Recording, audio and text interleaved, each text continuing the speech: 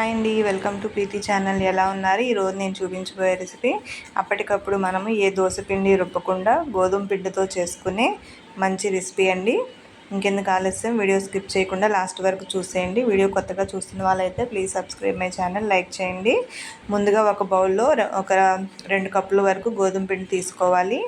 దానిలో రుచికి సరిపడా సాల్ట్ యాడ్ చేసుకొని సాల్ట్ పిండి మిశ్రమం అంతా కూడా ఒకసారి కలిపేటట్టు కలుపుకొని కొంచెం కొంచెం వాటర్ యాడ్ చేసుకుంటూ గోధుమ పిండి అంతా కూడా గట్టిగా లేకుండా బబుల్స్ లేకుండా స్మూత్గా వచ్చే వరకు కలుపుకోవాలి.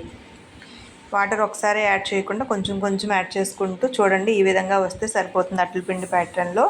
ఇప్పుడు ఈ విధంగా కలుపుకున్నాక మూత పెట్టి ఒక 5 నిమిషాల వరకు పక్కన పెట్టుకుందాము. ఈలోగా స్టవ్ మీద కడాయి ఆన్ చేసుకొని కొంచెం తాలింపుకి ఆయిల్ యాడ్ చేసుకొని జీలకర్ర, ఆవాలు, పచ్చిశనగపప్పు 1 స్పూను, 2 పచ్చిమిర్చి బాగా సన్నగా స్లైసెస్ కింద కట్ చేసుకోవాలి. అలాగే ఒక మీడియం సైజు చిన్నది ఉల్లిపాయ 1 బాగా సన్నగా కట్ చేసుకోవాలి. కట్ చేసిన ఫోటో మీకు పెట్టలేకపోయాను కాబట్టి నేను డైరెక్ట్గా చూపిస్తున్నానండి.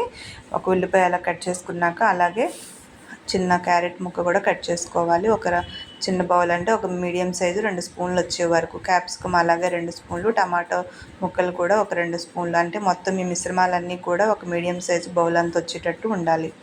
ఇప్పుడు ఫైనల్గా కొంచెం కొత్తిమీర కూడా యాడ్ చేసుకొని ముక్కల మిశ్రమం అంతా కూడా బాగా ఫ్రై అయ్యేటట్టు కలుపుకోవాలి. ఇప్పుడు ఇందులో రుచికి సరిపడా కొంచెం సాల్ట్ కూడా యాడ్ చేసుకోవాలండి. ముక్కల మిశ్రమం అంతా కూడా వేగాక స్టవ్ ఆఫ్ చేసుకొని ఆ ముక్కల మిశ్రమాన్ని మనం దోశల పిండి ప్యాటర్న్లో వేడి చేసుకోవాలి. ఇప్పుడు ఈ పిండి మిశ్రమం అంతా కూడా బాగా కలుపుకోవాలి. మరీ చిక్కగా లేకుండా మరీ పలుచగా కాకుండా మీడియం సైజులో ఉండాలి. ఇప్పుడు స్టవ్ మీద కడాయి ఆన్ చేసుకొని దోశను వేసి చిన్న మంట మీద మూత పెడితే లోపల వరకు కుక్ అవుతుంది.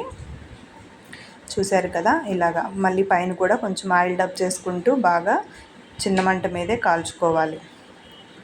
అలా చిన్న మంట మీద కాల్చుకుంటేనే లోపల వరకు కాలి చాలా టేస్టీగా ఉంటుందండి. అప్పటికప్పుడు మనం చేసుకునే ఇన్స్టెంట్ గోధుమ దోశలు.